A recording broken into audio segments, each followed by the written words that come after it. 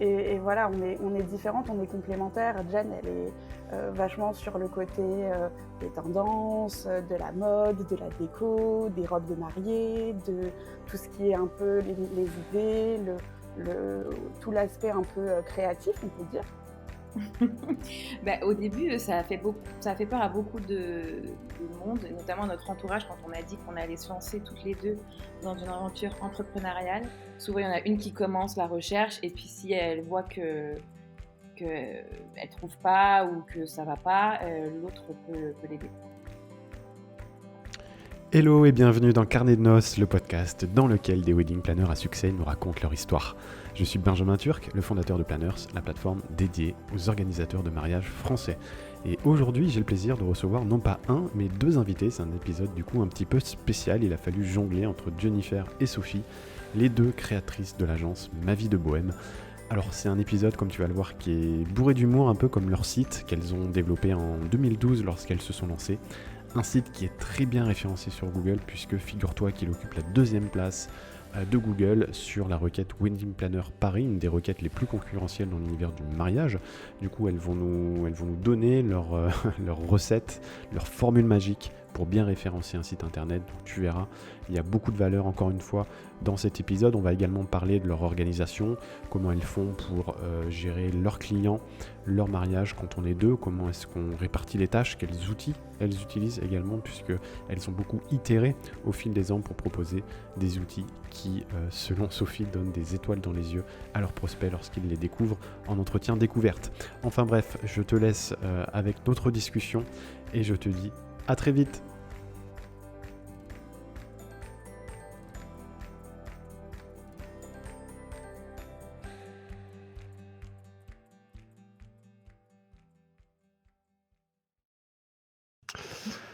Alors salut à vous deux, c'est un épisode un petit peu spécial qu'on enregistre aujourd'hui. C'est la première fois où je suis avec deux invités. Je suis avec Jennifer et Sophie de Voilà, l'agence Ma Vie de Bohème. Excuse-moi parce que j'étais sur ton site tout à l'heure et j'ai vu MVDB et tu vois j'avais ouais, c'est le notre nom petit complet. acronyme. Ouais, non, mais c'est Voilà, ça. donc Ma Vie de Bohème. Et juste avant d'enregistrer, tu as eu une idée super originale, enfin très bonne idée. C'est que chacune, vous vous présentiez avec un portrait croisé. Donc, je vais laisser Sophie démarrer et tu vas présenter ton associé, parce que j'imagine que vous êtes associé, Jennifer. Non, on se connaît à peine. Ouais, je ne sais pas qui est cette personne, excusez-moi, je suis pas dans le bon podcast. Non, mais oui, c'est mon associé, c'est mon ami dans la vie aussi. Je peux peut-être commencer par là pour la présenter, qu'on se connaît depuis le lycée. Et donc, le parcours de Jen, en fait, c'est un amour du métier de wedding planner, on peut dire, hein, si on devait, comme ça, trouver les premiers mots. S'il y en a une dans le duo qui a eu cette idée, cette envie de travailler dans le milieu du mariage, c'est Jen. Elle a fait des brillantes études en marketing opérationnel international, ce qui lui confère un niveau d'anglais digne des plus grandes stars Tu américaines. commences fort. Non, mais c'est vrai, non, mais tu as fait de belles études, un beau bac plus 5 en poche.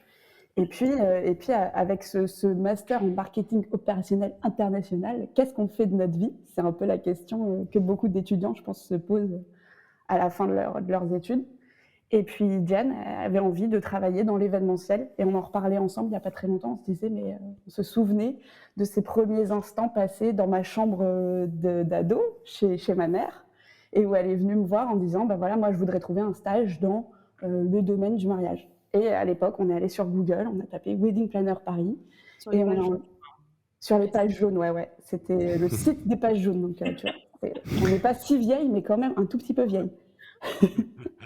et on s'est dit, mais fait. attends, tu tapes wedding planner ou organisatrice de mariage sur les pages jaunes et tu les contactes.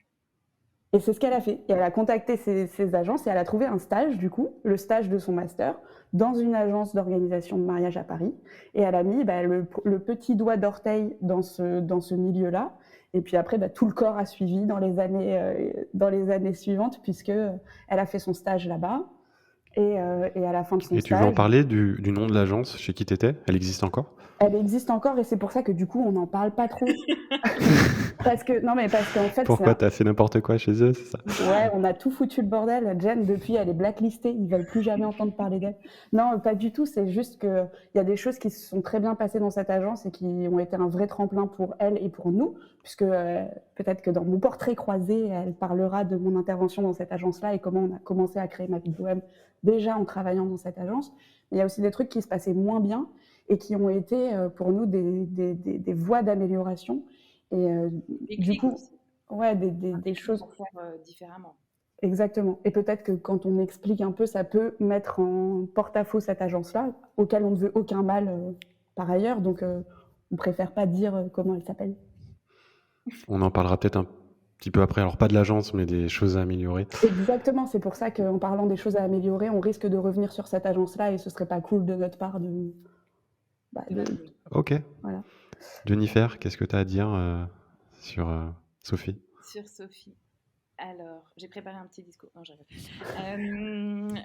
Mais non, oui, donc on est amis dans la vie. En fait, moi, j'avais déjà donc de l'expérience dans le domaine puisque j'avais fait un stage et après, j'ai poursuivi en alternance dans cette même agence. Donc, j'avais déjà 1 an et demi d'expérience en agence. Je terminais mes études. Sophie était encore, elle, en études puisqu'elle avait fait 1 année de césure en Australie, ce qui lui confère un niveau d'anglais encore plus important que le mien. Et quand elle est revenue en mois de janvier, donc c'était compliqué de reprendre un cursus. Moi, je terminais le mien et à la fin de notre Et tu racontes trop mal. Ouais, je raconte trop mal. De mon alternance, et bah, moi, je voulais poursuivre dans l'événementiel. Sophie avait très envie d'entreprendre, et c'est comme ça qu'elle m'a dit, mais viens, on se lance toutes les deux, on y va, et on crée l'agence à notre image, comme on a envie qu'elle soit. En prenant le savoir-faire que j'avais acquis pendant mes années dans l'agence parisienne et en améliorant certains axes qui étaient pour nous très importants, dont l'humain qui est vraiment au cœur de notre philosophie d'agence, c'est-à-dire que c'était une agence qui faisait beaucoup de mariages et on n'avait pas forcément de vrais échanges et de vraies relations avec les mariés. Et quand on a créé Ma Vie de Bohème, c'était vraiment ce qu'on voulait mettre au cœur du métier. Et Et je pense que pour conclure un peu sur notre présentation et nous qui on est personnellement, parce que c'est très important d'expliquer, vu qu'on est deux en plus, qu'on est très complémentaires et qu'on a deux personnalités très différentes. Et c'est ça aussi qui fait, je pense, le charme de Ma Vie de Bohème, on va dire. Parce qu'on est deux personnalités différentes. Vous avez peut-être déjà pu le remarquer en nous écoutant parler et en voyant la présentation. Et voilà, on est différentes, on est complémentaires. Jen, elle est vachement sur le côté des tendances, de la mode, de la déco, des robes de mariée, de tout ce qui est un peu les idées, tout l'aspect un peu créatif, on peut dire. Elle aime beaucoup les fleurs, elle est beaucoup dans cet état d'esprit-là. Et moi, je suis plutôt celle qui va être chiante sur le calendrier, qui va créer des notes partagées, qui va faire les Google Drive, qui va classer les mails dans la boîte mail, les machins, les trucs, un peu plus le côté geek. Qui va mettre les outils en place aussi pour faciliter notre travail. On peut dire que tu es la geek du duo, que moi, ça me dépasse un peu tout ça. Ouais, c'est ça. Et tu vois, quand les mariés ils nous font des blagues ou quoi sur des trucs de pop culture, je pense à ça parce qu'hier, on a fait un rendez-vous client et le marié, il nous dit « Ah là là, c'est le Mordor ». Et genre, je savais que Jen, elle savait pas du tout ce que c'était le Mordor parce qu'en fait, elle connaît pas le Seigneur des Anneaux, les trucs. Tu sais, si les mariés, ils font des blagues un peu, mais même sur les trucs de musique. Genre, elle confond les Rolling Stones et les Beatles. Mais genre, vraiment. Non, mais tu vois, c'est important pour connaître ta personnalité, pour comprendre. Mais par contre, elle peut te dire les différentes variétés de gypsophile, elle connaît toutes les différentes façons de travailler l'eucalyptus et tout. Elle te dit alors non, mais t'as le populus, le rigalus, le figalus, je sais pas tous les noms d'eucalyptus de la terre, elle les connaît tous, elle sait la forme qu'ils ont. Mais par contre, sur d'autres trucs, c'est zéro quoi. Désolée, Jenny. Et c'est à ça, du coup, que vous attribuez la longévité de votre agence et puis votre succès quelque part. Parce que si vous en êtes encore là aujourd'hui, c'est que quelque part, c'est que ça doit marcher et que ça va comme vous voulez. Bah oui, merci. Ça va comme je veux, malgré une année 2020 un peu compliquée, mais pour la Terre entière finalement, pour le monde. Donc on va pas s'étaler là-dessus. Mais oui, oui, on est très contente et je pense effectivement qu'on doit le succès de l'activité et sa longévité à notre duo, à notre complémentarité et à nos personnalités, oui, je pense. Ça joue beaucoup. C'est quand même aux outils qu'on a mis en place et à notre expérience et, et notre bonne maîtrise du métier quand même. Parce qu'au bout de 8 ans, euh, on a connu des galères, on s'est perfectionné et même si on apprend toujours, euh, on a quand même, enfin moi en tout cas, je me trouve beaucoup plus à l'aise qu'il y a 8 ans, évidemment, quand on s'est mis à notre compte. Oui, oui, bien sûr. Mais c'est vrai que juste en termes de personnalité et des bonnes wedding planners, je sais pas combien, enfin, il y en a beaucoup, quoi, j'imagine, qui font très bien leur travail. On en connaît déjà, des collègues qu'on estime et qu'on trouve très doués dans cette activité-là. Donc après, ce qui fait aussi la différence, c'est, je pense, la personnalité et, et l'axe et le caractère des wedding planners qu'on engage. C'est très Ouais, ce qui important. est revenu beaucoup d'ailleurs, c'est vrai que la plupart des wedding planners que j'ai eus disent assez souvent qu'on travaille avec une personnalité. Et je pense, c'est vrai, le critère numéro un qui rentre en ligne de compte. Il faut que ça fitte quelque part, puisque vous allez être celle qui allez organiser le jour le plus important de leur vie. Donc, si déjà d'un point de vue humain, ça ne matche pas, généralement, ça va pas le faire, quoi, au bout du compte. Donc, et d'ailleurs, moi, c'est quelque chose dont je voulais parler. C'est votre positionnement, parce que je vois, et je suis allé sur votre site, j'ai un peu lu tout ce que vous avez mis dessus, et on voit qu'il y a un côté assez. Il y a des petites touches d'humour qui sont parsemées un peu par-ci par-là. Et puis bon, quand je vous vois là devant moi, et puis même avant l'enregistrement, enfin, on voit que vous êtes, enfin, ouais, vous avez de la joie de vivre, etc. C'est quelque chose. Est-ce que c'est quelque chose que vous avez recherché, ou est-ce que c'est quelque chose qui est venu naturellement et que vous avez comme ça couché sur le papier? Est-ce que vous êtes fait accompagner là-dessus, puisque Quelle c'est. horreur. Non, mais se faire accompagner C'est dans quelqu'un écrit nos textes, c'est ça. Et en fait, là, c'est que du faux, on se force sur ce podcast. Non, non, mais je veux dire, vous faire accompagner pour poser sur papier, parce que c'est quand même assez difficile. C'est un challenge assez difficile, surtout quand on veut amener de l'humour quand même. Il y en a qui arrivent, il y en a qui arrivent beaucoup moins bien, où ça peut faire un peu fake, ou ça peut faire trop. Vous, je trouve que voilà, il y a la bonne dose. Et puis quand je vous vois, après avoir lu votre site, puisque je suis allé dessus avant l'enregistrement, je trouve que ça matche très bien. Et ça, c'est des choses qui sont, je pense, ça peut vous paraître naturel, mais il y en a pour qui c'est pas naturel du tout. bah, Ça ça nous fait arrive d'être plaisir. hyper lourdes aussi, hein, mais c'est quand on est ensemble, on se filtre l'une et l'autre. Ouais, ouais, on essaye de pas tomber dans le duo comique non plus, mais c'est vrai que c'est hyper important pour nous. Et ce que tu dis, ça nous fait très plaisir. Et des mariés nous le disent aussi en premier rendez-vous. Ah, j'ai bien aimé votre site et je le ressens aussi quand on parle. Et je pense que le secret de ça, du site, c'est justement, on ne s'est pas fait accompagner, qu'on l'a fait tout nous-mêmes. On a écrit les Sophie textes ensemble. qui l'a codé. Parce que j'ai pas vraiment fini tout à l'heure la présentation, mais Sophie a commencé dans le métier en créant des petits sites internet pour les mariés. Parce qu'elle a plus une formation communication au final, Sophie, parce que tu as aussi un Oui, master j'ai fait tout à fait. Comme tu sais pas comment il s'appelle, mon master, j'ai fait un master en en formation communication. et communication. Si, je sais. Ça s'appelait communication rédactionnelle dédiée aux multimédia. Voilà. Donc Et je donc, rédige des trucs sur du multimédia. donc c'est Sophie qui a codé de ses petites mains l'ensemble du site internet. Alors, elle n'a pas de formation, elle est autodidacte dans le domaine. Et donc, c'est elle qui s'est intéressée, qui s'est documentée et qui a créé le site internet. D'ailleurs, c'est une des dernières versions là, qui est en ligne, mais il y a eu des versions précédentes qui étaient moins chiadées, moins poussées, fait sur iWeb à l'époque. Ah ouais, il y a eu la première version du site internet de Ma Vie de Web, mais nous on adore. Moi je suis un peu nostalgique comme personne, donc j'aime bien aller revoir les trucs qu'on faisait en 2013 quand on a commencé. Et justement, le dernier site là que tu as vu, c'est celui qu'on a fait en 2020. voilà, Covid, fallait s'occuper. On a fait un nouveau site internet, il était beau. Et c'est vrai que si tu connais, je ne sais pas si les personnes qui nous écoutent ne connaissent pas ce site, c'est Internet Archive. Oui, archive.org, exact. Voilà, Ouais. c'est ça. Et ça, c'est juste, c'est Oui, c'est très très mine. bien, ouais.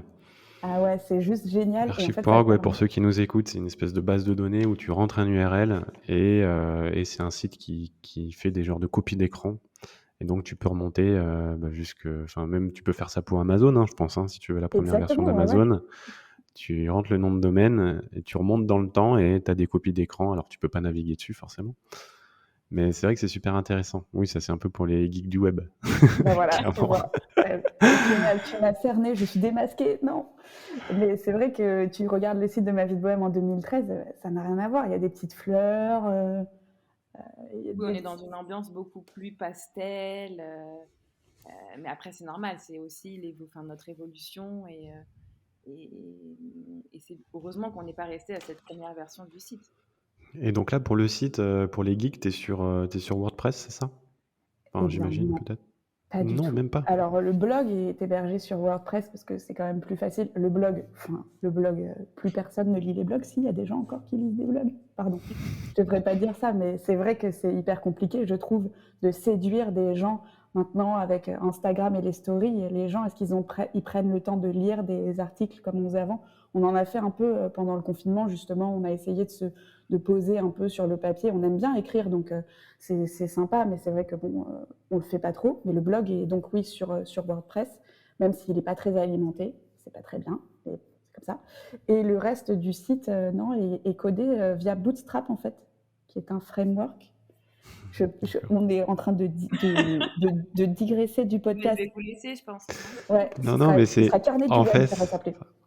en fait, non, mais c'est super intéressant, surtout que quand j'ai su que vous veniez, j'étais très content parce qu'il y a une question que je veux vous poser depuis que je m'intéresse à la requête Wedding Planner Paris sur Google et que je vous vois en deuxième position, alors que votre site, en plus, c'est la page d'accueil qui remonte sur Google ou je ne sais quelle page où il n'y a pas beaucoup de contenu texte en plus dessus qui va en fait à l'encontre de tout ce qu'on pourrait trouver sur cette requête-là. Vous êtes deuxième. Alors, du coup, je me suis dit, mais c'est quoi leur recette magique? Alors, ça, c'est une question que je voulais poser plutôt vers la fin du podcast, mais vu qu'on digresse un peu sur le site, autant y aller tout de suite.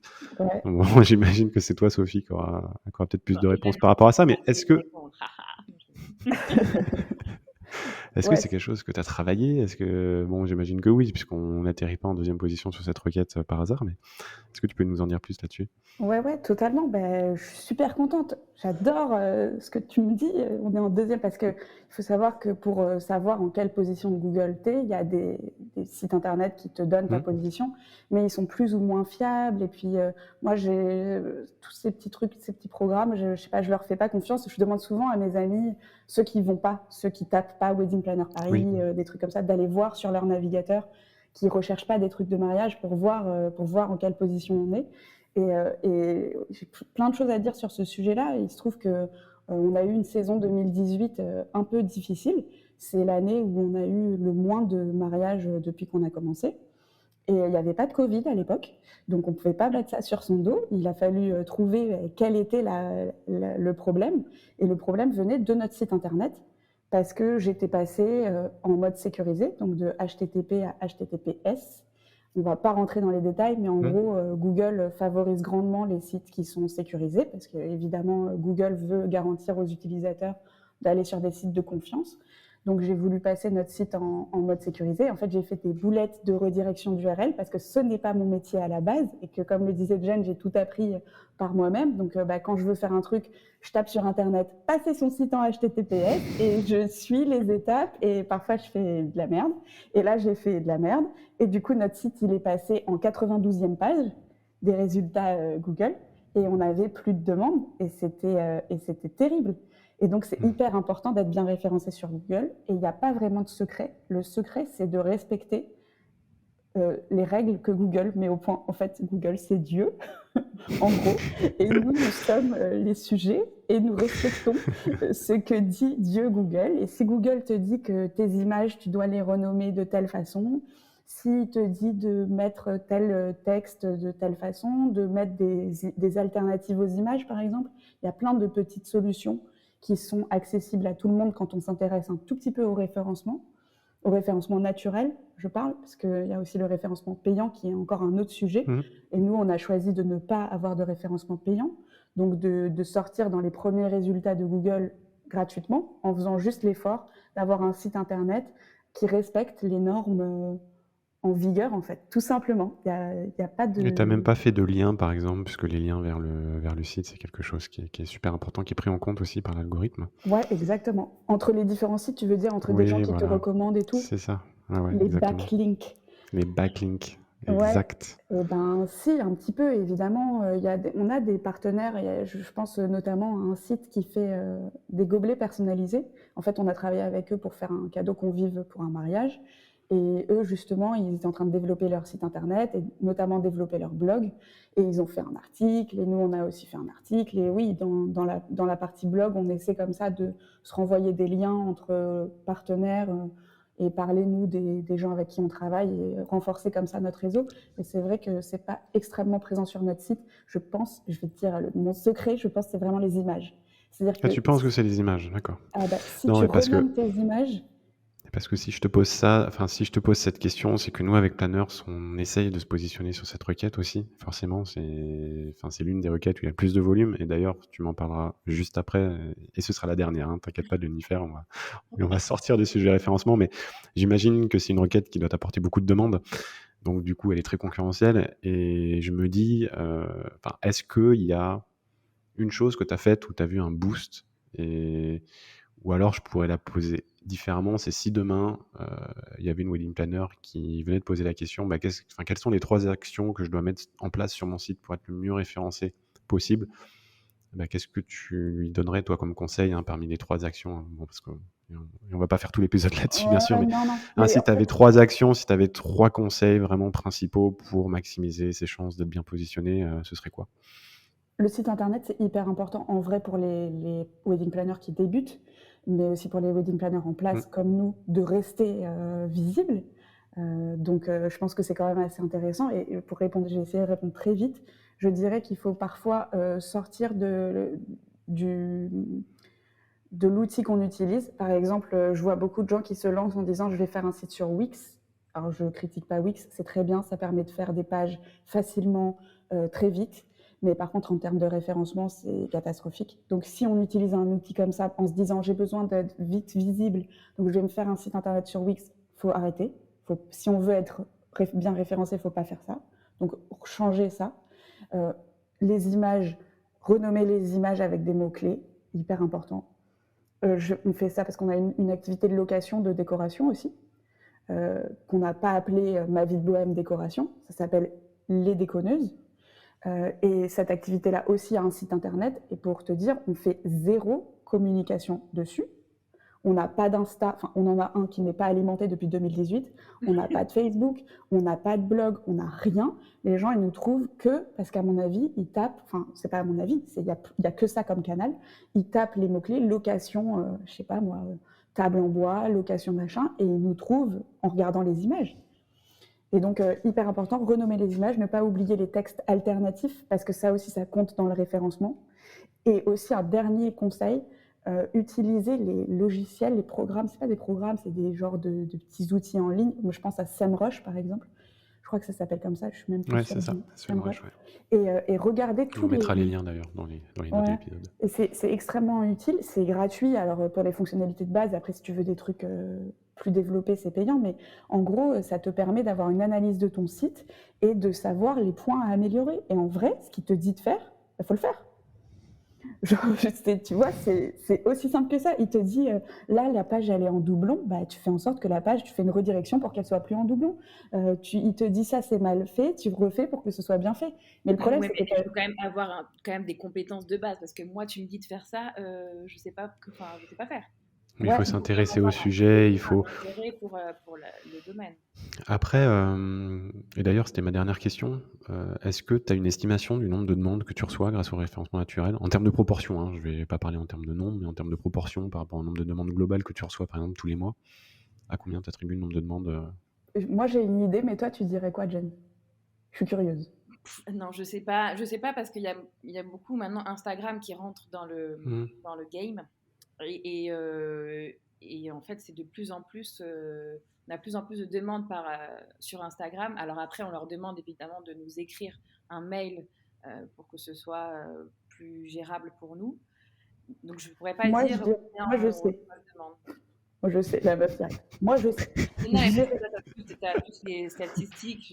Enfin, tu regardes certainement plus que moi les statistiques liées au site. non, mais tu vois, moi, je dirais qu'on a 60% de demandes via Google. Les gens, ils Mhm. tapent Wedding Planner Paris ou d'autres choses. On a 30% via Instagram. Les gens, ils voient les stories, ils voient le profil, etc. Et le 10% qui reste, c'est un peu de blog, parce qu'on est aussi sur des blogs mariage, donc on est référencé dans les annuaires.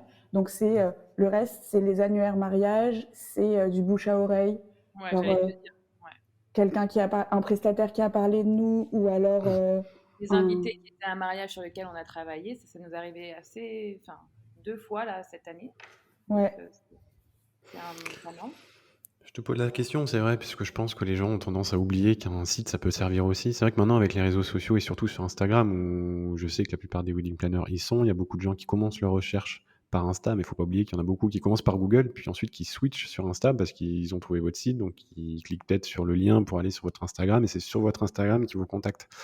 Mais c'est vrai qu'en tout cas, moi, ce que j'en pense, c'est que c'est très important, et justement, il y a encore de la place pour bien se positionner sur Google, puisque tu vois, toi, vous n'avez pas fait appel à une agence de référencement ou à un consultant, vous êtes deuxième sur l'une des requêtes les plus compliquées, donc c'est qu'il y a de la place quelque part.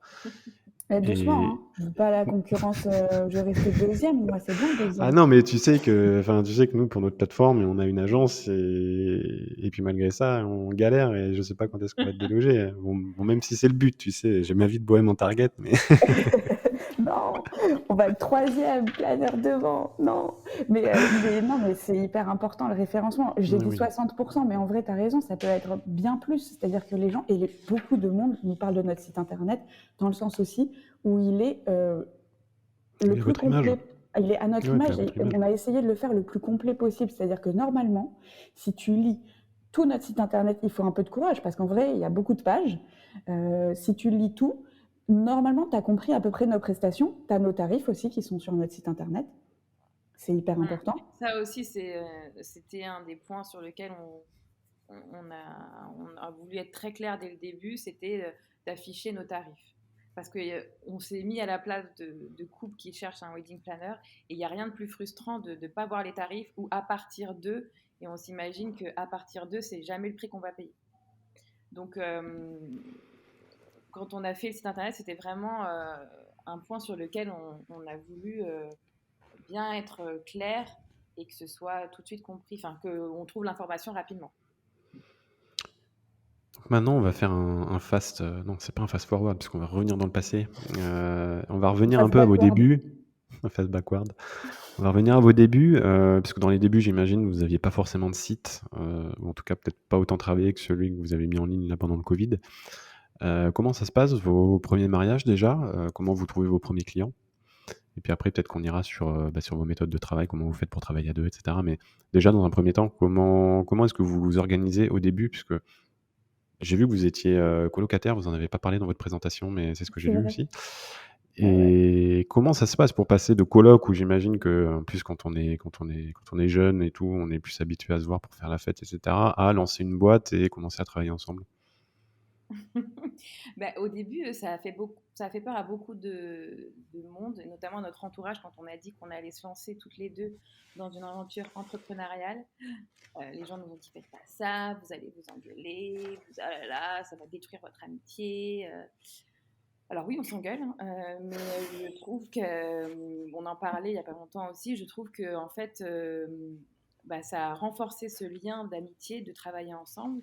Attends, j'ai l'impression de faire une déclaration d'amour à Sophie. Ouais, calme-toi quand même, hein, calme-toi. Et voilà, et en fait, on se connaît. On se connaît dans la vie, on se connaît au travail, et on sait comment on travaille ensemble. Enfin, on a appris aussi à travailler ensemble parce qu'évidemment, au début, c'était beaucoup plus de prise de tête que maintenant. Et on est plus efficace aussi dans notre travail et on préfère rester en duo parce que parfois, ça nous arrive d'avoir des dates sur lesquelles on a des doublons où on doit se séparer. Donc Sophie avec une assistante et moi avec une assistante, et c'est pas ce qu'on préfère faire quand les mariés nous contactent. Ils nous contactent aussi parce qu'on est un duo qui est un duo fort, et donc on évite ce genre de situation. Et la question, c'était comment on a trouvé nos premiers clients par Internet, par Google, quand on a été contacté comme ça. On a tout de suite fait un site internet. Hein. Il était pas beau, il était pas dingo, enfin il était pas beau. Je retire ce que j'ai dit. Je retire ce que j'ai dit. Il était moins à notre goût d'aujourd'hui, mais il était très beau et il était très vite codé parce que justement, je savais l'importance de ne pas utiliser de trucs comme Wix et tout déjà à l'époque, parce que mine de rien, c'est un tout petit peu mes études aussi. J'ai pas Oui, fait mais ça. justement, c'est vrai qu'on a parlé de référencement, mais quand je vois le nom de ton master qui était rédaction dédiée au multimédia, Exactement. maintenant c'est des masters qui s'appellent référencement naturel, quoi, quelque part. Enfin, on était presque là-dessus. Parce que Ouais, quand on carrément. écrit pour le web, maintenant, c'est qu'on écrit un peu pour les moteurs de recherche aussi.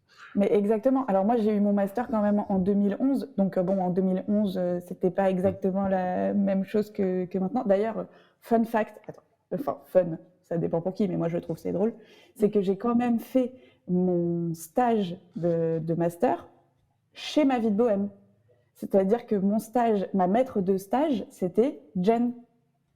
Et j'ai terminé mes études. En fait, j'ai pas eu le temps de chercher un travail. J'ai créé mon propre travail parce que j'ai terminé mes études. J'ai fait mon stage de fin d'études dans l'agence que j'étais en train de créer. Et justement, un des sujets de mon master, c'était le site internet de Ma Vie de Bohème.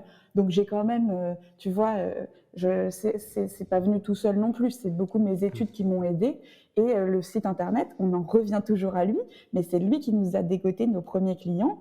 C'est grâce à lui qu'on a fait nos premiers rendez-vous où on était mal à l'aise comme pas possible. Enfin, c'était trop drôle. Moi, je me souviens de nos débuts de Ma Vie de Bohème. Je me souviens du premier rendez-vous client. Ouais. Oh là là, on avait... Comment ça s'est passé alors, ce premier rendez-vous? Possible, on jouait notre life, quoi.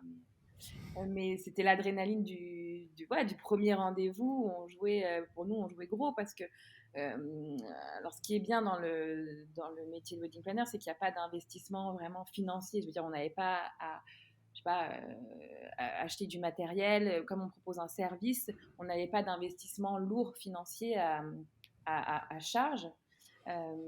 Donc au final, je pense que on n'avait rien à perdre. Au final, on se lançait dans l'aventure et on voyait si ça prenait. Et peut-être que parce qu'il n'y avait pas cette pression de rater et que ça a marché peut-être, enfin, je ne sais pas. Mais en tout cas, on était aussi encore chez nos parents, donc on n'avait pas vraiment non plus de loyer à payer, de dépenses auxquelles il fallait répondre. Et du coup, on a eu nos premiers clients par le site, on a fait nos premiers rendez-vous et ça a marché. Et après, parce que oui, attends, il faut dire un truc. C'est que le premier rendez-vous, donc la première fois qu'on a fait un premier rendez-vous avec des mariés, et ben on a signé le contrat à la fin. Donc on était super contentes, tu vois, parce que depuis, évidemment qu'à chaque fois qu'on fait des premiers rendez-vous, on signe pas le contrat, mais pas tous, sinon ce serait énorme. Donc on avait reçu ce couple à la maison parce qu'on était donc en coloc et donc on avait reçu le couple dans notre appart. Et voilà, on était stressés, mais super contentes et l'aventure a commencé comme ça. Comment vous êtes organisé alors sur les premiers mariages ou même sur les premiers rendez-vous comme ça? Est-ce que vous avez tout de suite séparé vos tâches, chacune faisant ce qui lui plaît le plus, d'après ce que j'ai compris, plus l'aspect créativité pour toi Jennifer et plus la partie organisation, planning pour toi Sophie? Alors au début, il faut savoir qu'on ne faisait pas de décoration. Donc déjà, Ma Vie de Bohème 2013, on était 100% organisation. Donc c'était un tout petit peu différent. Et au début, on a un peu cherché notre façon de travailler ensemble, justement, puisque c'est pas forcément naturel. Donc au début, on travaillait toutes les deux vraiment sur un seul mariage. Donc Jen, par exemple, elle cherchait la robe de mariée. Elle m'a formée aussi. C'est ça qui est très important, c'est qu'au début, moi, je ne savais pas trop faire, parce que moi, c'était pas mon rêve d'être wedding planner, loin de là, vraiment très D'ailleurs, loin de si là. des anciens du lycée nous écoutent, ils doivent bien rire. Ouais, parce que tu vois, moi, wedding planner, les robes de mariée, les mariages et tout ça, mais 100 000, pas du tout, pas du tout. Donc, c'était drôle. Par contre, moi, c'était le truc entreprendre, créer quelque chose ensemble, avec Jen aussi, c'était ça qui était important. Peu importe, en fait, le domaine d'activité. Tu m'aurais dit, on va fabriquer des crayons à papier, j'aurais dit, ouais, nickel, vas-y. Comment on fait les mines? Super, vas-y, le bois, tu fais comme ça. J'aurais kiffé. Je me foutais en fait, du sujet, je voulais juste entreprendre. Et donc, elle m'a formée. Elle m'a appris à faire des recherches de lieux. Moi, au début, j'avais peur d'appeler les lieux de réception. Je ne savais pas ce qu'il fallait que je leur demande. Je ne savais pas comment faire. Donc, elle me dit, voilà, tu les appelles, tu leur demandes ça, ça, ça. Donc, au début, tu t'es un peu stressée. Et puis, au final, tu te prends au jeu. Et donc, au début, on était vraiment à deux parce que Jen, elle m'accompagnait aussi. J'avais besoin de son soutien, qu'elle m'explique comment faire. Et puis après, une fois que mes petites ailes de wedding planner ont poussé, j'ai pu voler de mes propres ailes, ça fait beaucoup de zèle dans une phrase, et j'ai pu prendre à ma charge des mariages toute seule. Et donc maintenant, ce qui se passe aujourd'hui... Ouais, quand tu dis toute seule, mais on n'est jamais vraiment seul. C'est-à-dire qu'il y a Ouais, mais une parce que j'ai pas interlocutrice. fini ma phrase, en fait, c'est pour ça. C'est-à-dire que j'allais exactement expliquer ça. C'est-à-dire que quand je dis seul, c'est-à-dire qu'il y a un interlocuteur principal qui se choisit complètement aléatoirement au hasard. C'est-à-dire que c'est une question de feeling avec les mariés. Et c'est aussi une question de temps, à savoir s'il y en a une qui a moins de mariages d'autres, voilà, d'organisation entre nous. Et puis, on ne se dit pas, par exemple, avant le rendez-vous avec les clients, ah bah, ce sera toi qui prendras ce mariage, par exemple. On n'en sait rien à l'avance, ça se fait un petit peu au feeling, voilà, naturellement. Mais maintenant, dans notre organisation, il y en a toujours une qui prend le lead et qui est un peu plus l'interlocuteur avec les mariés, mais on n'a qu'une boîte mail commune. Donc, si on veut nous contacter, c'est la même adresse que ce soit Jen ou moi. Et on voit tous les mails passer de tous les mariages. Donc, même si je ne suis pas l'interlocuteur d'un mariage, si je vois un mail passer, un truc urgent, je sais de quoi on parle et je peux y répondre aussi. Donc, c'est ça qui est cool. Et on fait quand même tous les rendez-vous ensemble aussi avec les mariés. Il n'y a Exactement. jamais une qui se dit à l'autre, bah, ce soir j'ai rendez-vous avec tel couple. On est tout le temps ensemble pour tous les rendez-vous avec nos mariés. Exactement. Et après, sur la décoration, pardon, t'allais dire un truc, mais je t'ai prévenu, hein, je suis super bavarde. Donc, moi, une fois que je suis lancée sur une question, ça peut durer 1 heure. Sur une question. Non, mais sur la partie déco, on fonctionne encore un peu différemment, puisqu'on a plusieurs prestations de décoration. Et sur celle où on doit se partager les tâches, Jen, elle fait toute la création de mood board. Alors, pareil, on discute ensemble. Hein, c'est jamais une seule personne qui fait tout. C'est beaucoup d'échanges, mais c'est quand même elle qui est en charge de cette partie-là. Et moi, je fais toute L'échange la de partie. débat d'ailleurs, souvent de débat. Ouais, de débat houleux où on n'est pas d'accord, parce que si on est d'accord, c'est pas rigolo. Donc, on n'est souvent pas d'accord. Et puis moi, je fais toute la partie scénographie, où on va plutôt travailler sur des logiciels type Illustrator ou des choses comme ça, que je maîtrise peut-être un petit peu mieux que Jen, sans vouloir t'offenser. Oui. C'est des logiciels un peu geek, quoi. C'est vrai que dès qu'on passe sur Exactement. Illustrator, c'est vrai que ça devient un peu high level. Attends, j'ai appris l'outil lasso la dernière fois. Là, je suis au top. C'était la révolution. Oui, donc il y en a une qui prend le lead, mais après, quand même, pour les différentes tâches au sein de l'organisation de ce mariage, vous répartissez quand même bien. Après, c'est vrai que le lead, c'est quoi? C'est peut-être plus pour les échanges et puis Oui, pour c'est pour les centraliser échanges. l'information. C'est pour les échanges. Et puis après, euh, si j'ai besoin d'aide sur une recherche, en fait, souvent, par exemple, pour la recherche de lieux, c'est un très bon exemple. Je vais commencer la recherche et quand je vois que je stagne, je demande à Sophie de prendre le relais et de poursuivre la recherche. Et souvent, elle me dégote des nouveaux lieux sur lesquels je ne m'étais pas attardée. Et c'est pareil pour chaque poste de recherche. Souvent, il y en a une qui commence la recherche et puis si elle voit que elle trouve pas ou que ça va pas, l'autre peut l'aider. Ouais, c'est l'avantage d'être à deux quand on est trop souvent, peut-être la tête dans le guidon sur un mariage. Le fait d'amener un peu de sang frais, entre guillemets, et, et un deuxième cerveau, ça Un peut peut-être nouveau ouvrir un regard peu le en champ fait des. sur, Voilà, sur la recherche. c'est ça. Ok, j'ai vu aussi que vous organisiez pas tant de mariages que ça, malgré le fait que vous soyez deux. J'ai pas l'impression que vous en profitiez pour organiser 2 fois plus de mariages par rapport à une wedding planner qui pourrait être seule. Maintenant, moi, la question que j'ai forcément, c'est au niveau de la renta. Enfin, déjà, c'est un métier alors on ne devient pas millionnaire, ça c'est sûr. Non, putain, je suis Vous deg. Désolé, Sophie. Putain, mais toutes ces années que je travaille pour ça, tu viens d'anéantir mon rêve. Bon, tant pis. Comment vous faites du coup Alors après, c'est vrai que tu m'as parlé que vous aviez d'autres activités de location, de déco, et même j'ai vu que vous faisiez de la formation, mais quand on reste sur la partie purement mariage, est-ce que vous avez des méthodes, vous avez développé des outils pour aller plus vite peut-être et gagner du temps? Enfin, est-ce que vous pouvez un peu développer aussi cet aspect-là de votre duo au final? Ouais, c'est moi, je parle. Oui. D'accord.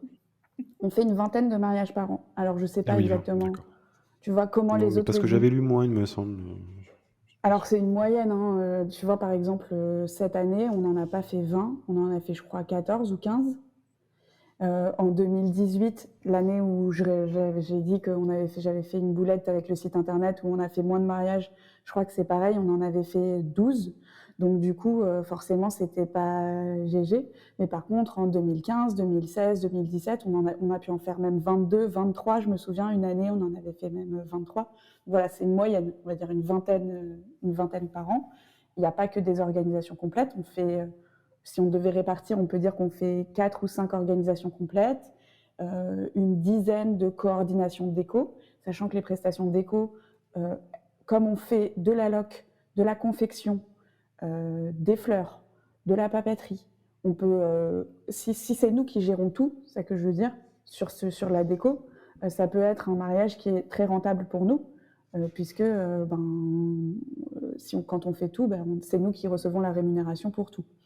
Et après, le reste, ça peut être de l'organisation partielle, des recherches de lieux ou des coordinations de journée seules. Et donc, sur C'est la un rémunération. choix qu'on a fait de faire une vingtaine de mariages par an parce que, comme je le disais au début, on a à cœur d'avoir une vraie relation et des échanges avec les mariés. Et au-delà de 20, on considère que les mariés, on ne peut pas passer autant de temps avec eux qu'on le voudrait et que ça nuit à la qualité du travail. Et donc, c'était pour nous hyper important de faire moins et mieux, enfin, de meilleure qualité que d'en avoir trop et finalement que ça devienne des numéros. C'était vraiment notre hantise de, de faire du brassage de mariage et devenir une vraie grosse usine à mariage. J'aime bien quand tu dis ça, c'est drôle parce que notre hantise, c'était d'avoir trop de mariages. Non, mais laisse tomber, nos meufs, Non, mais elles étaient déjà dans une autre planète. Non, mais nous, on a peur non, d'avoir mais trop on de mariages. préfère avoir du temps pour nos mariés, que ce soit qualitatif, plutôt que de faire ça à la chaîne. Oui, oui, je plaisante. Je vois exactement ce que tu veux dire, parce que c'est tout à fait ça. Mais moi, j'ai une question. Du coup, elles font combien de mariages, les wedding planners toutes seules? J'en sais rien, moi, trop. Non, mais parce que j'avais lu 8, je crois, moi, quelque part. Alors, je sais pas où j'ai vu ça, mais c'est pour ça que ça me paraissait très très faible. Ah oui, non, Et 8, du coup, ouais. non, non, 8, tu nous mets 8 mariages, non, non, on ferait plus cette activité parce qu'on le fait depuis 2013. On habitait chez nos parents à l'époque, mais c'est plus le cas maintenant. On a une maison à nous, on a réussi, on habite chez nous-mêmes, on a une famille, enfin, Jen a même 2 enfants, donc voilà, on a des conjoints, mais on n'est pas non plus dépendant financièrement d'eux. Donc non, on arrive à se payer de façon à pouvoir vivre correctement. Alors certes, en n'étant pas millionnaire, mais en ayant un train de vie normal, quoi. Je veux dire, comme un Français moyen qui travaille honorablement pour gagner sa vie, quoi. Et donc, j'imagine que vous avez plus de 20 demandes par an avec votre expérience, etc. Est-ce que ça, c'est quelque chose aussi que vous cherchez à monétiser? Est-ce que vous avez fait des partenariats avec des wedding planners? Enfin, qu'est-ce que vous faites de toutes les demandes en plus que vous recevez tous les ans? Mhm. Et bah, Pourquoi tu fais genre alors qu'il se passe rien, quoi? Y a rien, on non, fait mais rien avec. non, on fait rien. On, on, on a, enfin, pour nous, vraiment, ma vie de bohème, c'est Sophie et moi. Donc, on a du mal à envisager peut-être de faire un système de franchise ou d'avoir des freelances. C'est pas, c'est pas comme ça pour actuellement qu'on voit ma vie de bohème. Peut-être que ça viendra, je sais pas, hein. On Après, pensera tu vois, pas. on monétise pas parce que ben, on monétise pas, mais en revanche, on essaye justement de, si ce sont des dates où on est déjà booké, de les proposer à d'autres wedding planners qu'on connaît, soit qui débutent, soit avec qui on s'entend bien, et puis parfois elles sont pas dispo non plus, donc bah, tant pis, ça s'envole, quoi. Ils trouvent un autre wedding planner, mais non, on n'en fait rien de particulier. Non.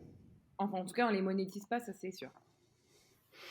Et donc, vous me disiez que quand il vous arrive d'être deux sur un mariage, et dans ce cas-là, vous bossez quand même avec des assistants ou avec des wedding planners qui débutent aussi. Oui, alors soit c'est des personnes qui débutent, soit c'est des personnes avec qui on a déjà travaillé, c'est des collègues qui ont leur agence, ou c'est des gens qu'on a formés quand même. Je pense notamment à Gwen, qui était notre première stagiaire en 2015, Sophie, c'est ça? Ah, je pense même 14, parce Ouais, qu'on venait de 2014. créer. Elle est arrivée, on était encore vraiment au début de l'activité. Et elle nous avait fait une super candidature. On lui avait dit, mais on peut pas prendre quelqu'un. Elle avait dit, si, si, moi je veux bosser avec vous. Et donc, on l'a pris en stage.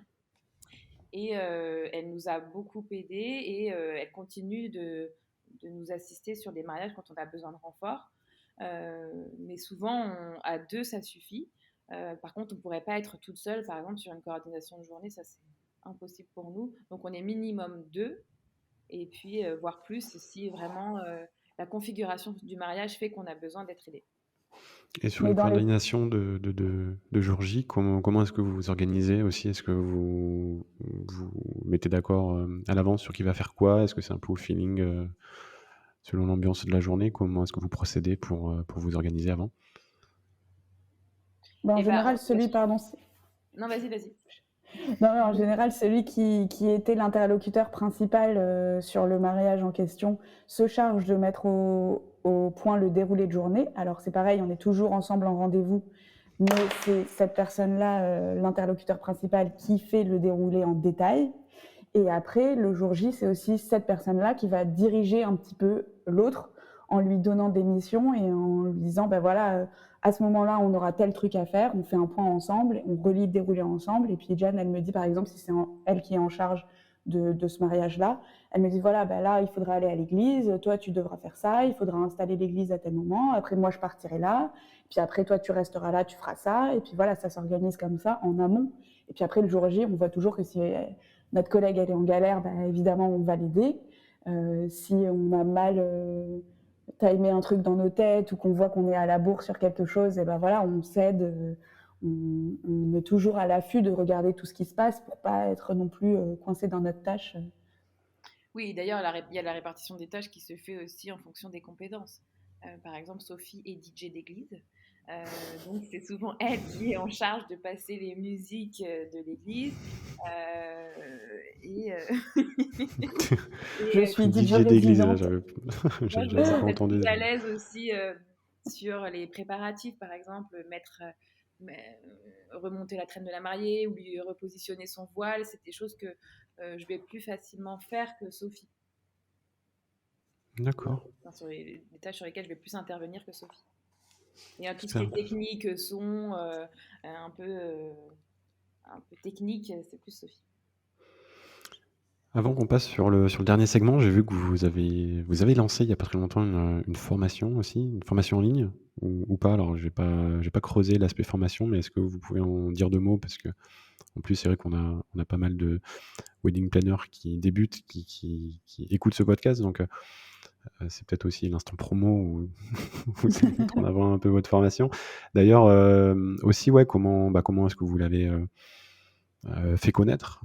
Est-ce que vous avez fait le même procédé que pour le site et pour votre site de location de décoration? Voilà, est-ce que vous pouvez développer un peu votre prestation de formation aussi que vous avez au sein de l'agence? À chaque fois, on se regarde, savoir qui parle. Oui, parce qu'on ne peut pas se couper la parole. Non, mais vas-y, j'y vais parce que c'est un sujet que j'aime bien parce que c'est vrai qu'avant de lancer nos formations, déjà, nous, on n'en a pas fait. Donc, on a expliqué un peu le parcours qu'on a eu, notre master, etc. On a fait des études, mais on n'a pas fait des études dans ce domaine-là en particulier. On s'est formé par expérience avec le temps. Et d'ailleurs, à l'époque où on a commencé, les formations qui étaient à disposition n'étaient pas celles qui sont là aujourd'hui.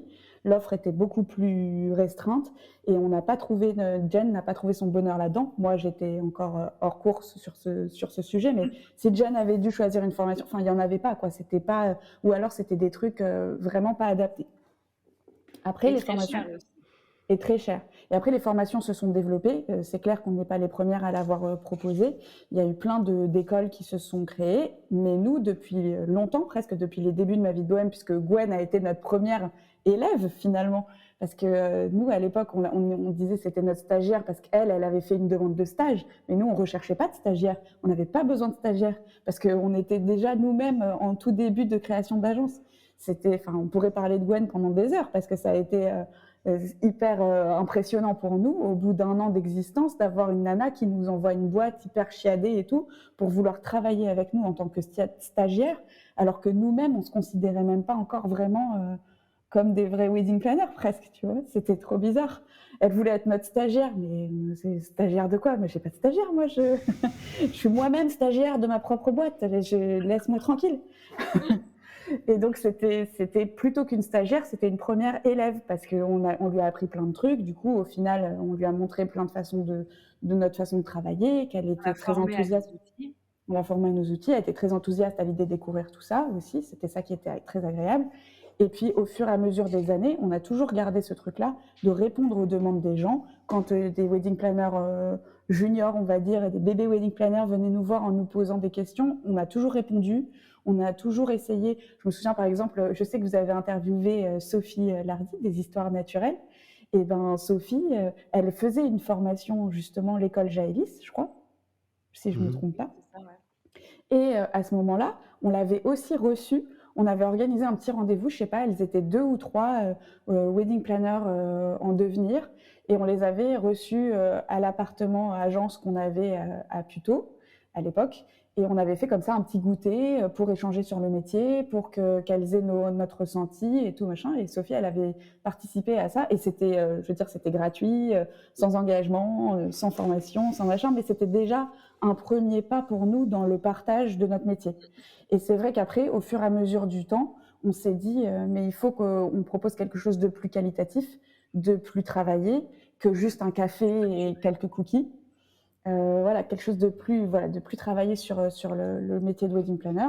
Et on a un peu tardé parce que c'est long à mettre en place de proposer un contenu de qualité ouais.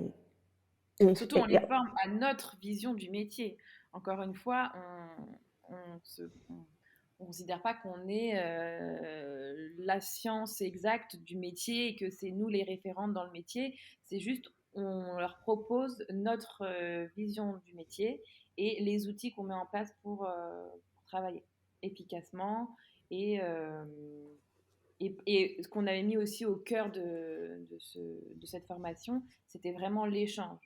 Partager, pouvoir qu'elles puissent nous poser leurs questions. Et c'est pour ça qu'on a fait ça en petits groupes aussi. On n'était pas 15 ou 20.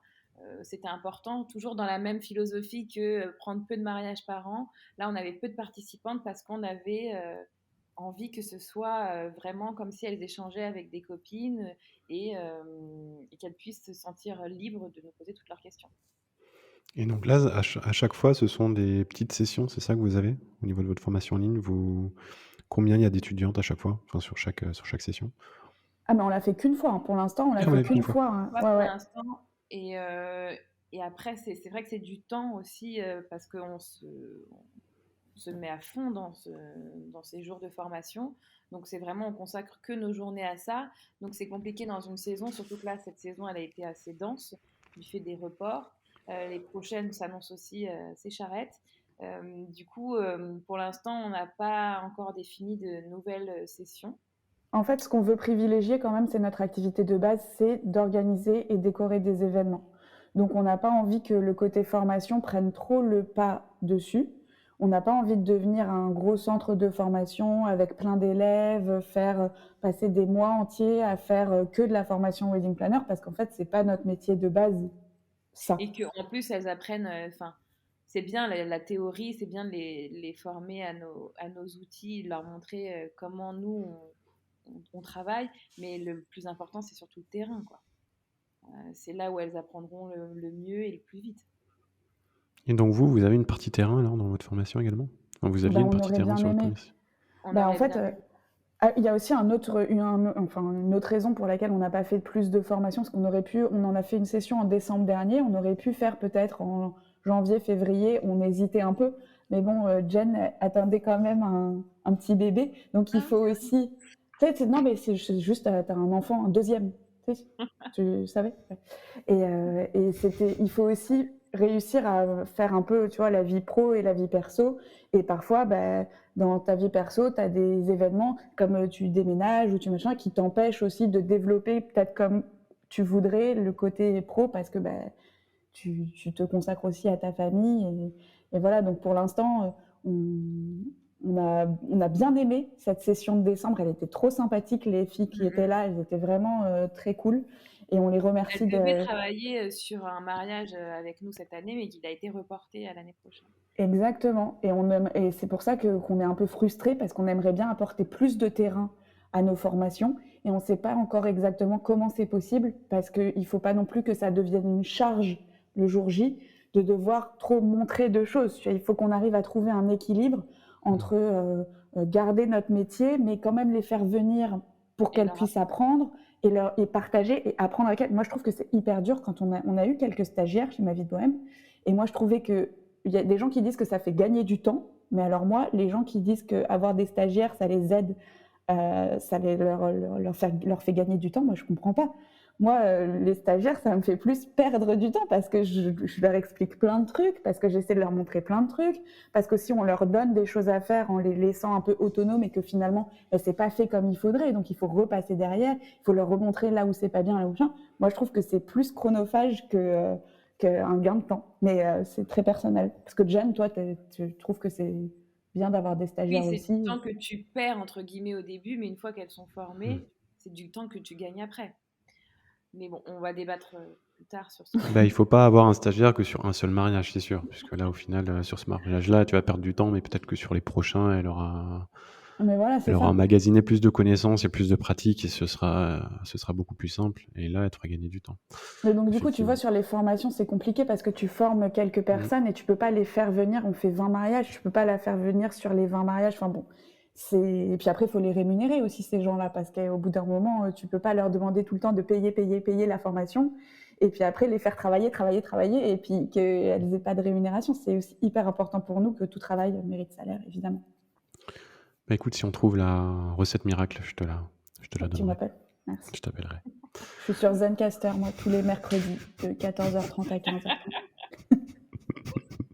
On va faire un épisode journalier, on va changer la formule, enfin hebdomadaire, on va changer la formule. Exactement. Parce que c'est vrai qu'on Sophie. on a encore plein de choses à dire, je pense, c'est clair. Je pose quelques questions que je pose à chaque invité. La première, elle va peut-être vous faire réfléchir un petit peu, mais la première qui a une réponse à donner, bien entendu, n'hésite pas. Ce serait de savoir s'il y a des conseils que vous entendez souvent donner dans l'univers des mauvais conseils, pardon, que vous entendez souvent donner dans l'univers de l'organisation de mariage. Est-ce qu'il y a des idées reçues, des mauvais conseils Alors quoi, des mauvais conseils que les gens donnent aux wedding planners qui se lancent ou des non, mauvais ou conseils dans l'organisation de ton mariage? dans l'organisation de ton mariage d'une manière générale? Ou que les wedding ou des choses que la majeure partie des wedding planners font et que pour lesquelles vous avez vous avez un opinion ou des pratiques peut-être qui sont complètement Qui sont différentes. différentes? Ah Ouais. tu sais, non mais les wedding planners, je crois qu'il y en a tellement et tellement de façons de travailler différentes. Je sais pas, moi j'ai regardé un reportage Zone Interdite ou je sais plus comment c'était sur les wedding planners, mais je me suis dit: «Quoi? Mais ah bon?» Mais on travaille tellement, enfin Mais pourquoi pas, hein, chacun a sa place, chacun travaille comme il l'entend. Mais moi, nous, Oui, par exemple, d'ailleurs, je rebondis sur ce que tu dis, Sophie. L'idée reçue souvent, c'est que wedding planner ne soit pas un travail, un vrai travail. Parfois, on a des remarques de prestataires ou de couples qui nous contactent et qui nous demandent ce qu'on fait pendant l'hiver, par exemple.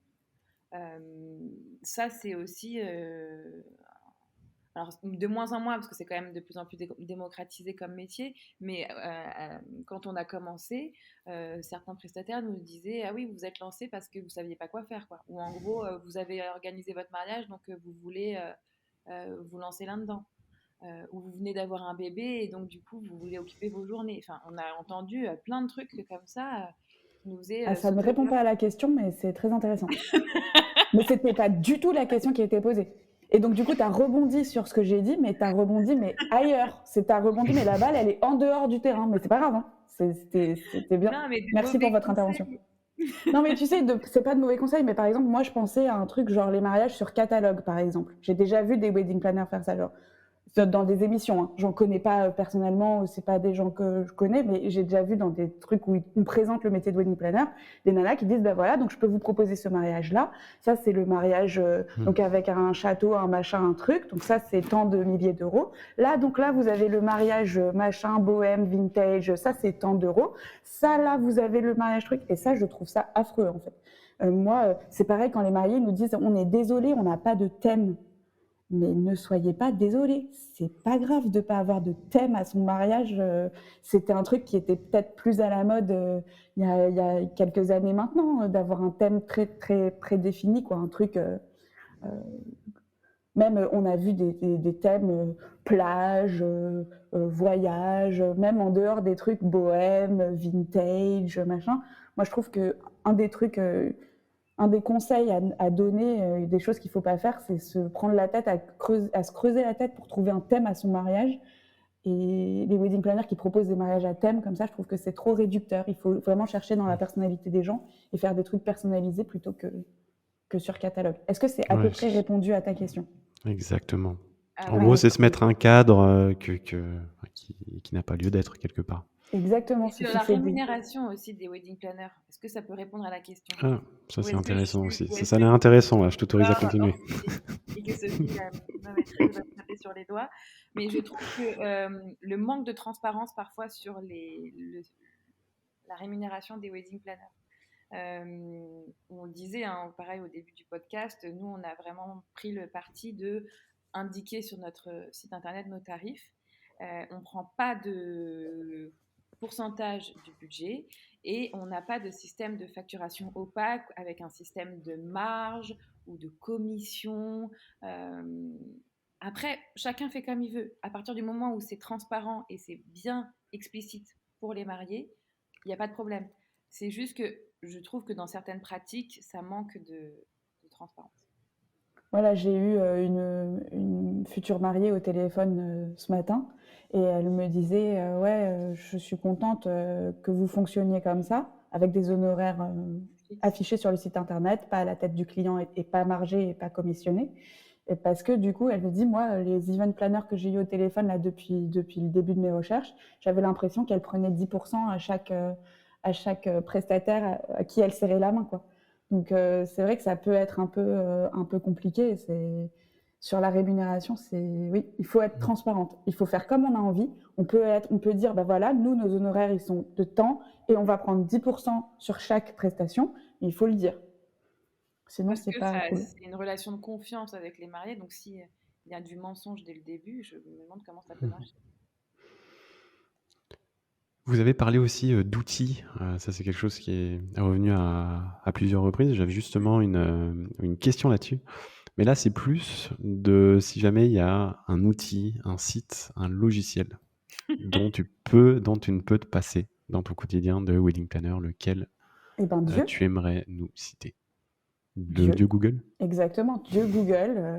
Voilà, sans déconner, c'est magnifique, c'est génial. Donc on utilise Google pour absolument tout, à savoir, enfin tout. Non, j'exagère un peu, mais parce que c'est pas vrai. On est toutes les deux sur Apple, donc on a toutes les deux un Mac. Donc on utilise aussi la fonction de calendrier partagé, vu qu'en plus on travaille à deux, c'est hyper utile d'avoir un calendrier commun. Mais là, le calendrier commun, tu parles de celui d'Apple ou celui Ouais. de Google? Donc Celui là, d'Apple. je te dis, tout ce qu'on n'utilise pas de Google, c'est le calendrier, on n'utilise pas, on utilise Apple. Et les notes aussi. Les notes partagées qu'on a, c'est l'application Notes de Apple. Et après, tout le reste, on utilise Google dans le sens où on a un Google Drive qui nous permet de créer pour chaque couple un dossier sur Google qu'on partage avec eux. Donc, il faut que chaque couple ait une adresse Gmail pour que ça fonctionne. Donc, s'ils n'en ont pas, on leur propose de créer aussi une adresse Gmail dédiée au mariage. Donc, ça peut être leur prénom avec l'année de leur mariage @gmail.com ou autre chose s'ils ont un surnom ou quoi. Ça leur permet d'avoir une adresse dédiée à partir de laquelle nous, on pourra envoyer des mails en leur nom aux invités assez facilement. Et ça leur permet d'accéder donc à leur Google Drive, à leur dossier sur notre Google Drive. Et dans ce dossier, ils vont trouver un budget prévisionnel qu'on a fait sur Google Sheet, un rétro-planning qu'on a fait en utilisant les autres outils de Google. Qu'est-ce que tu utilises d'ailleurs pour faire le rétro-planning comme outil Google? C'est juste un... Je crois que c'est juste un... Je crois que c'est un doc ou alors c'est un share, je sais plus, tu sais, qu'un peu comme une présentation. En fait, on change un peu souvent nos outils, enfin souvent, non, mais on est constamment dans l'amélioration. Ah ouais, moi, dès que je vois un truc où je me dis, non mais ça, en fait, c'était tout pourri. Ouais, c'est pas pratique, ça marche pas. D'ailleurs, pour le tableau lieu, on fait aussi dans la recherche de lieu un tableau sur Google Sheet avec un planning qu'après on met en PDF, mais on fait aussi via les Google Docs qu'on peut mettre. Tout le monde peut modifier, peut faire ses commentaires. C'est quand même des outils qui sont vachement bien faits, quoi. Et puis c'est Google, ils sont trop forts. Et là maintenant qu'on bien ta deuxième place sur. Oui, voilà, c'est ce que je voulais dire. Tu as des actions Google, en fait, tu veux pas le dire. Ouais, c'est et pour te récompenser, ils t'ont mis en deuxième place, en deuxième position. C'est grâce à moi. Et de toute façon, c'est grâce à moi. Le succès de Google, c'est moi, tout simplement. Non, mais je trouve que c'est tellement polyvalent, il y a tellement de facettes et tu peux toujours trouver. Quand on a fait nos formations, j'avais cherché justement quel outil on allait pouvoir utiliser.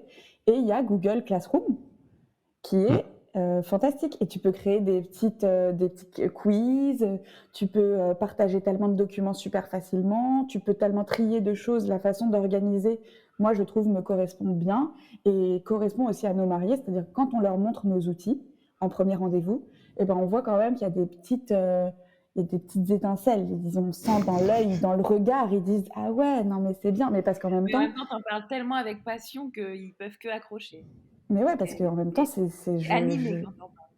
Mais oui, mais parce que tu regardes nos premiers outils, justement, les premières saisons. Alors, on faisait du bon travail, on y mettait tout notre cœur, mais c'est vrai que quand tu commences, t'as pas les mêmes outils qu'au bout de 8 ans d'expérience. C'est clair et net. Surtout sur les dernières versions, tu sais, quand on s'envoyait déroulé de journée V14, déroulé de journée due à la date à laquelle on avait fait la dernière modif.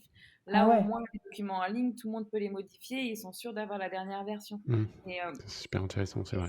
C'est très pratique, même pour les prestataires avec qui on travaille, notamment sur ce qu'on essaie de faire justement avec les prestataires, c'est de leur envoyer le déroulé de journée en version Google Doc, tu vois. Donc, ils peuvent, eux, modifier, enfin, pas vraiment modifier, mais au moins consulter et tout ça. Et en fait, il y en a qui adhèrent pas du tout, qui n'y arrivent pas, quoi. On leur envoie un lien et tu as l'impression qu'en fait... je sais pas. Oui, mais peut-être que c'est des réfractaires comme moi. Tu sais, moi, j'ai toujours une adresse hotmail.fr, donc c'est chaud.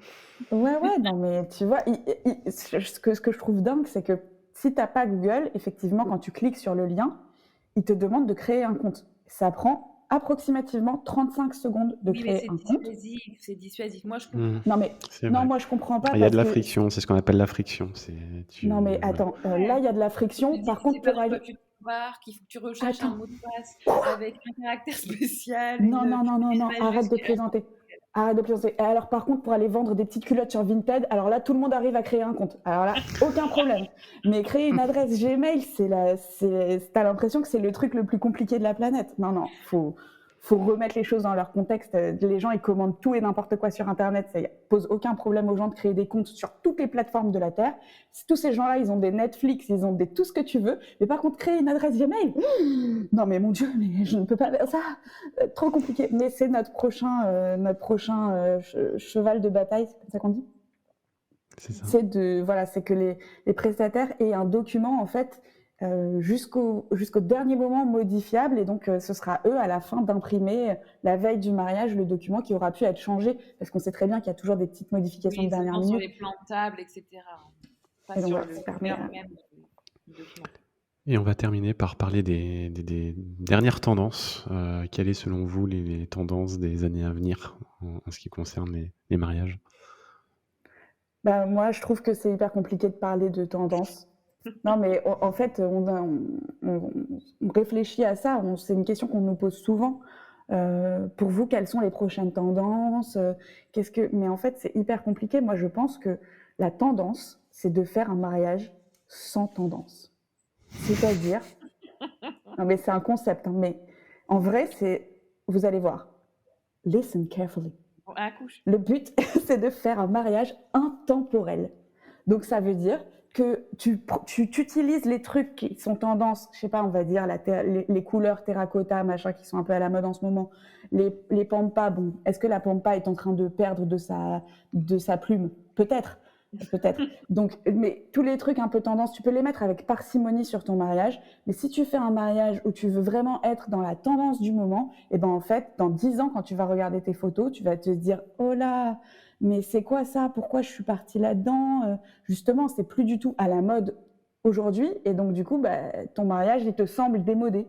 Donc pour moi, la meilleure tendance à suivre, c'est de suivre les trucs que tu aimes profondément, des couleurs simples, des choses élégantes et raffinées, et qui sont pas forcément, encore une fois, dans un thème, dans un cadre, dans une mode, dans une tendance qui va évoluer et qui sera plus tendance l'année prochaine.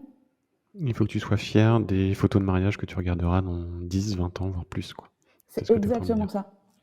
Écoute Sophie, ce que je vais te dire, parce que c'est très important, ça arrive pas souvent. Je suis entièrement d'accord avec toi. Oh putain, c'est beau. Eh ben, je pense que c'est la phrase qui va clôturer cet épisode. Et tu l'as enregistré, ça? C'est-à-dire, on bien peut sûr, le réécouter bien sûr. à l'infini. On est encore en train d'enregistrer, là. Tu vois, on aura mis 1h10 pour y arriver, mais on y sera arrivé. C'était le challenge de l'épisode. Bravo à vous deux.